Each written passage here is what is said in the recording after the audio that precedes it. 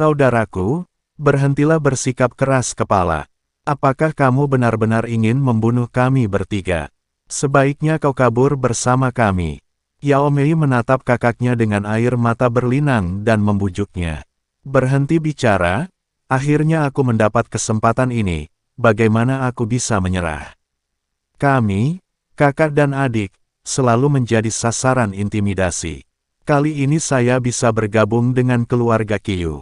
Saya bisa berjalan-jalan di kota binatang dan melihat siapa yang berani macam-macam dengan saya. Jangan khawatir, saudari, aku akan menyerang dengan cepat agar kamu tidak menderita sakit apapun. Kakak Yao Mei memandang Yao Mei dengan mata dingin dan kejam. Apakah kamu masih manusia? Kamu ingin membunuh adikmu sendiri. Wajah Xiong Kuo memerah karena marah saat melihat kakak Yao Mei seperti itu. Ada juga seorang adik perempuan. Xiong Kuo lebih memilih mati daripada membunuh adik perempuannya. Bang! Kakak Yao Mei langsung meninju Xiong Kuo, lalu berkata dengan dingin, "Diam, aku membawamu ke sini karena adikmu terlalu cantik. Sayang sekali jika membunuhnya seperti ini. Aku ingin bermain bunuh dulu setelah semuanya selesai." Mata saudara laki-laki Yao Mei bersinar karena keserakahan dan kekejaman. Dia mendorong Xiong Kuo ke samping dan mendekati Xiong Ying selangkah demi selangkah. Xiong Ying mundur dengan ngeri, matanya penuh keputusasaan. Dia memegang erat tangan Yao Mei, dan Yao Mei memohon dengan suara gemetar, "Saudaraku, tolong, lepaskan mereka. Mereka semua tidak bersalah. Jika kamu mengikuti adikku, aku tidak akan pernah memaafkanmu. Aku bersumpah." Melihat saudara laki-laki Yao Mei akan menyerang saudara perempuannya, Xiong Kuo sangat marah hingga seluruh tubuhnya gemetar dan meraung keras. Tapi dia tidak bisa menghentikannya sama sekali. Kekuatan spiritual mereka bertiga telah lama disegel, dan sekarang mereka hanyalah orang biasa. "Mei Yao, keluar dari sini. Jika aku tidak melihatmu sebagai adik kandungku, aku akan bermain denganmu. Merupakan kerugian besar untuk memberikanmu kepada Chen Ping. Kupikir anak laki-laki itu memiliki latar belakang yang kuat dan bisa populer di kalangan dia, tapi aku tidak menyangka dia bukan siapa-siapa." Kakak Yao Mei mendorong Yao Mei menjauh, menyebabkan Yao Mei terjatuh ke tanah dengan keras. Melihat kakaknya, Yao Mei menangis. Dia bekerja keras untuk menyelamatkan kakaknya, tapi dia tidak menyangka kakaknya menjadi orang seperti ini. Dia bahkan peduli dengan tubuhnya sendiri, lebih buruk dari babi atau anjing. Saudara Yao Mei memandang Xiong Ying, dengan cibiran di bibirnya, dan mengulurkan tangan untuk meraih Xiong Ying, "Kamu binatang buas. Kami tidak akan membiarkanmu pergi." "Hahaha, aku hanyalah seekor binatang buas, jadi apa yang bisa kulakukan? Aku belum pernah bermain dengan wanita cantik sepertimu. Jika aku bermain denganmu sekali, meskipun aku mati, itu akan sia-sia." Setelah mengatakan itu, saudara Yao Mei bergegas menuju Xiong Ying, dan Xiong Ying mau tidak mau ditembaki oleh saudara Yao Mei. Mata saudara laki-laki Yao Mei merah padam dan dia terus merobek pakaian Xiong Ying. Xiong Ying berjuang mati-matian dan berteriak minta tolong, tetapi di gunung dan hutan belantara yang tandus ini, siapa yang bisa menyelamatkannya? Xiong Kuo menyaksikan adiknya dipermalukan, dan jejak tekad muncul di matanya. Dia tahu bahwa dalam kondisinya saat ini, dia tidak dapat bersaing dengan saudara laki-laki Yao Mei, tetapi pemikiran untuk melindungi saudara perempuannya membuatnya meledak dengan keberanian yang belum pernah terjadi sebelumnya. Dia tiba-tiba melepaskan diri dari pengekangan yang disebabkan oleh kekuatan spiritual yang tersegel. Meskipun kekuatan ini lemah, itu sudah cukup baginya untuk mengambil tindakan. "Aku bersumpah demi garis keturunanku bahwa aku akan melindungimu sampai mati." Xiong Kuo meraung, dan semacam kekuatan kuno sepertinya terbangun di tubuhnya. Matanya langsung memerah, dan ada kilatan api samar di sekujur tubuhnya. Ini adalah kekuatan pelindung yang berasal dari nenek moyang, yang terbangun pada saat kritis. Ketika saudara laki-laki Yao Mei melihat ini, sedikit keterkejutan melintas di wajahnya, tetapi segera digantikan oleh cibiran, kamu ingin menghentikanku dengan kekuatan kecilmu. Dia melambaikan telapak tangannya dengan jijik dan langsung menjatuhkan Xiong Kuo. Xiong Kuo, yang baru saja membebaskan diri, belum pulih sepenuhnya. Saudaraku, hentikan, hentikan. Yao Mei berlari mendekat dan menarik kakaknya dengan putus asa untuk melepaskan Xiong Ying. Sekarang ketika saudara laki-laki Yao Mei berada di puncak, bagaimana mungkin dia bisa melepaskan Xiong Ying? Pergilah. Kakak Yao Mei menamparkan Yao Mei dengan telapak tangannya dan menerbangkannya. Tubuh Yao Mei jatuh dengan keras ke tanah dan dia muntah darah. Tapi saudara laki-laki Yao Mei bahkan tidak melihatnya, dia hanya melihat Xiong Ying di bawahnya. Saat ini, Chen Ping mendengar teriakan minta tolong, dan alisnya langsung berkerut. Karena dia mendengarnya, itu adalah suara Xiong Ying. Saya melihat pakaian Chen Ping bergerak secara otomatis tanpa angin, dan kemudian pegunungan dan hutan di sekitarnya juga mendengar gemerisik angin, dan dedaunan mulai bergoyang. Chen Ping mulai mengaktifkan kekuatan asal-usul angin, dan suara angin aneh tiba-tiba terdengar. Di hutan pegunungan yang awalnya damai, angin kencang tiba-tiba bertiup, dan dedaunan beterbangan. Saudara Yao Mei tercengang, dan gerakannya berhenti tanpa sadar. Segera setelah itu, dia terkejut saat mengetahui bahwa angin kencang yang tiba-tiba bertiup di sekelilingnya mulai berubah menjadi bila angin, menyerang ke arahnya. Apa yang terjadi? Kakak Yao Mei sangat terkejut hingga dia terus menghindari bila angin dan tidak pernah sempat menyerang Xiong Ying. Melihat ini, Xiong Ying segera bangkit dan berlari menuju Yao Mei. Yao Mei, Yao Mei. Xiong Ying mengkhawatirkan keselamatan Yao Mei. Xiong Kuo memandangi bila angin yang tiba-tiba itu dengan keterkejutan di wajahnya. Dia tidak mengerti bagaimana bisa ada bila angin di tengah angin kencang yang tiba-tiba ini. Ini jelas merupakan angin kencang yang diciptakan oleh seseorang, dan bila anginnya pasti datang dari pihak lain. Tapi di sini, siapa yang membantu mereka?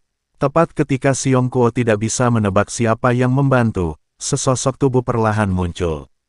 Tuan Chen. Xiong Kuo terkejut saat melihat orang itu datang. Dia tidak menyangka itu adalah Chen Ping. Ketika Xiong Ying dan Yao Mei melihat bahwa Chen Ping lah yang datang, mereka sangat bersemangat hingga menangis. Saudara Yao Mei juga sedikit tercengang dan memandang Chen Ping dengan tidak percaya. Kamu, apakah kamu tidak tersedot ke dalam labu itu dan terjebak di dalamnya? Saudara Yao Mei bertanya dengan tidak percaya. Pada saat ini, Qiu Tu, Master Luan dan Qian Yue juga mengejar mereka. Angin kencang yang tiba-tiba tadi membuat beberapa orang gemetar di dalam hati mereka. Hanya labu pecah yang mencoba menjebakku hanyalah sebuah fantasi. Jika bukan karena elemen angin di dalam labu itu, saya pasti sudah keluar sejak lama. Chen Ping tersenyum menghina. Wajah Tuan Luan menjadi merah dan putih setelah mendengarkan kata-kata Chen Ping. Dia baru saja membual bahwa labunya sangat kuat, tetapi sekarang dia langsung ditampar wajahnya. Tuan Luan, cepat gunakan formasimu untuk menangkapnya. Saudara Yao Mei memandang Guru Luan dan berkata. Tapi Tuan Luan mengabaikannya dan menatap Chen Ping dengan serius. Chen Ping melirik ke arah Xiong Ying. Saat ini, pakaian Xiong Ying robek, dan sebagian besar kulit seputih salju terlihat. Kulitnya halus dan halus, seolah-olah telah direndam dalam susu. Ditambah dengan pipi Xiong Ying yang sedikit merah, darah Chen Ping melonjak saat melihatnya. Pantas saja kakak dan adikku tidak bisa menahannya sama sekali. Saat ini, Yao Mei terlihat sedikit malu, dengan darah mengalir dari sudut mulutnya, dan wajahnya sangat pucat. Apakah dia yang melakukan semua ini? Chen Ping bertanya pada Yao Mei dan Xiong Ying. Kedua gadis itu mengangguk dengan sedih, yang membuat Chen Ping marah. Tahukah Anda, Yao Mei mengalami banyak kesulitan untuk menyelamatkan kakaknya. Namun pada akhirnya, inilah hasilnya. Kamu pantas mati. Chen Ping memandang broter Yao Mei, mengertakkan gigi dan melontarkan 3 kata. Hanya 3 kata ini yang membuat saudara Yao Mei gemetar ketakutan, dan dia buru-buru bersembunyi di belakang Qiu Tu dan Tuan Luan.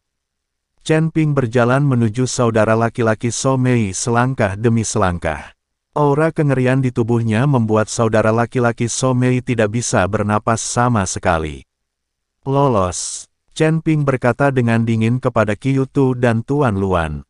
Qiu Tu tertegun dan ingin mengatakan sesuatu, tetapi merasakan niat membunuh dalam diri Chen Ping, dia akhirnya menutup mulutnya dan perlahan menjauh. Kemudian Tuan Luan juga buru-buru menghindarinya.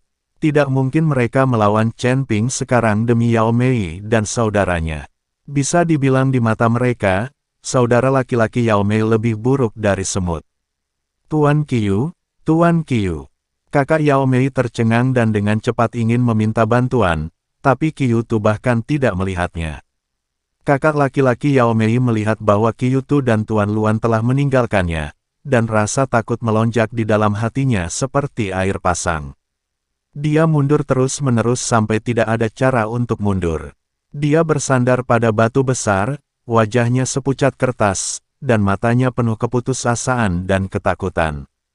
Kakak ipar, tidak. Chen Ping, tolong lepaskan aku. Aku salah. Seharusnya aku tidak menyerang Xiong Ying, dan aku seharusnya tidak mengabaikan cinta antara kakak dan adik. Suara saudara laki-laki Yao Mei bergetar, dan nadanya penuh permohonan dan pertobatan. Chen Ping tidak tergerak oleh ini, matanya sedingin es, seolah dia ingin membekukan saudara laki-laki Yao Mei sepenuhnya. Kesalahanmu tidak bisa ditebus hanya dengan satu kesalahan. Yang kamu sakiti bukan hanya Xiong Ying dan Yao Mei, tapi juga jiwa dan kemanusiaanmu sendiri. Suara Chen Ping dingin dan kejam, seolah-olah saudara perempuan dan laki-lakinya telah dijatuhi hukuman mati. Ketika saudara laki-laki Yao Mei mendengar ini, dia sangat ketakutan hingga kakinya melunak dan dia berlutut di tanah. Kakak salah. Selamatkan aku. Kakak Yao Mei hanya bisa meminta bantuan adiknya saat ini. Yao Mei memandang kakaknya dari samping, air mata kembali berjatuhan. Dia merasa sedih atas perbuatan jahat kakaknya, tapi juga merasa takut dengan tekad Chen Ping. Dia tahu bahwa saat ini, tidak peduli seberapa banyak dia memohon, dia tidak dapat mengubah keputusan Chen Ping. Chen Ping, aku bersedia menukar hidupku demi nyawa saudaraku. Aku hanya memintamu memberinya kesempatan untuk mengubah cara hidupnya. Yao Mei tiba-tiba berlutut, mengatupkan kedua tangannya, matanya penuh doa. Yao Mei tidak bisa sekejam dan sekejam kakaknya, bagaimanapun juga, dia adalah kakaknya sendiri, dan Yao Mei tidak bisa menyerah. Ekspresi Chen Ping sedikit melembut, tapi kemudian dia menjadi tegas lagi. Yao Mei, aku memahami kebaikanmu, tapi keadilan dan dosa tidak bisa dikacaukan karena emosi pribadi. Perilaku kakakmu telah menyentuh kentunganku.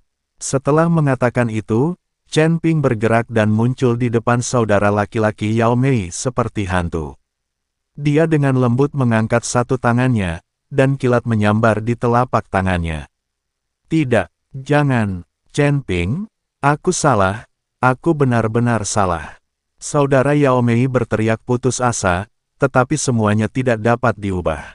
Dengan kilatan petir, tubuh saudara laki-laki Yao Mei dilahap seluruhnya, hanya menyisakan pakaian yang terbakar dan bau terbakar di udara. Hidupnya, pada saat ini, telah berakhir sepenuhnya. Chen Ping menarik tangannya dan menatap Yao Mei dengan tatapan yang rumit. Saya harap kejadian ini dapat memberi Anda pelajaran. Keserakahan dan pikiran jahat dalam sifat manusia, jika dimanjakan, akan menyeret orang ke dalam jurang yang dalam. Beberapa orang dan hal-hal bisa dimaafkan, tapi beberapa orang tidak akan pernah bisa dimaafkan. Jangan salahkan saya. Saat ini, Yao Mei hanya bisa menangis tak berdaya. Bagaimana dia bisa menyalahkan Chen Ping? Qiu Tu dan Master Luan di samping memandang saudara laki-laki Yao Mei yang telah menghilang, dan ekspresi mereka menjadi lebih serius. Metode dan kekuatan Chen Ping terus-menerus memengaruhi kognisi mereka. Yang paling dia takuti saat ini adalah uangnya terlalu banyak. Dia berpikir bahwa dengan bergabung dengan keluarga Qiu, dia akan menjadi kaya, dan hidup dengan pakaian bagus. Tapi sekarang sepertinya semuanya salah. Dia sedikit menyesal saat ini, dia menyesal setuju untuk bekerja sama dengan keluarga Qiu.